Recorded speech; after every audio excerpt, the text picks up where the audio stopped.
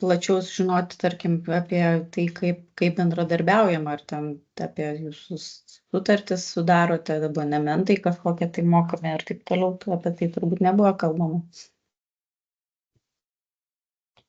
Tai taip, jeigu taip paprastai, trumpai ir aiškiai, tai yra natūrali mūsų taip šaldymo dėžučių nuoma. Mes tiesiog nuomojam dėžutę parai laiko.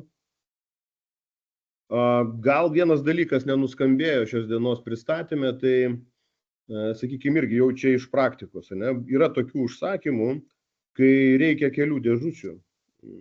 Gali būti miksas, gali būti šaldiklis plus keli šaldytuvai. Tai viskas ok, vieno užsakymo kontekste ūkininkas gali rezervuoti tiek, kiek reikia tų dėžučių. Klientas gauna vieną kodą, jisai su to kodu atidaro visas tas dėžutės. Jos visos atsidaro vienu metu, tai yra labai patogu galutiniam vartotojui tiesiog pasiimti. Tai taip, Jurgi, prašau. Aš gal truputį papildysiu, nes matau Tomo ūkį čiate.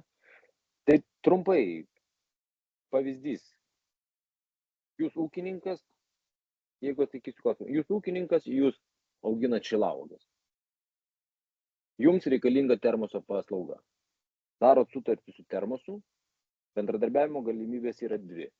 Viena, jūs jokių, sakykime, bendrų saitų su termosu, savo ūkio saito nejungiat, neinat į mūsų bendrą platformą, yra kaina viena. Tai yra be abonentinio mokesčio.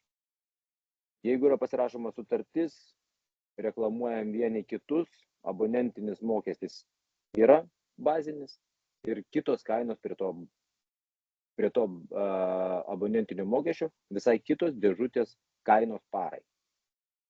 Ar atsakiau į klausimą? Čia galbūt tikrai reikėtų individualiai prieiti prie šito dalyko, reiktų pasižiūrėti jūsų apimtis. Mes ką pastebim, kad yra labai dideli svyravimai. Vieni ūkiai, kiek kainuoja parai, ar yra, tai kokios kainos su sutartimi ir be. Ne, visas bendradarbiavimas yra tik su sutartim. Dėl ko ta sutartis reikalinga? Sutartis ne tik kaina yra reikalinga, sutartis yra reikalinga ir tam, kad būtų jūsų įsipareigojimas, jog į mūsų šaldytuvus nedėsite neleistinų dalykų.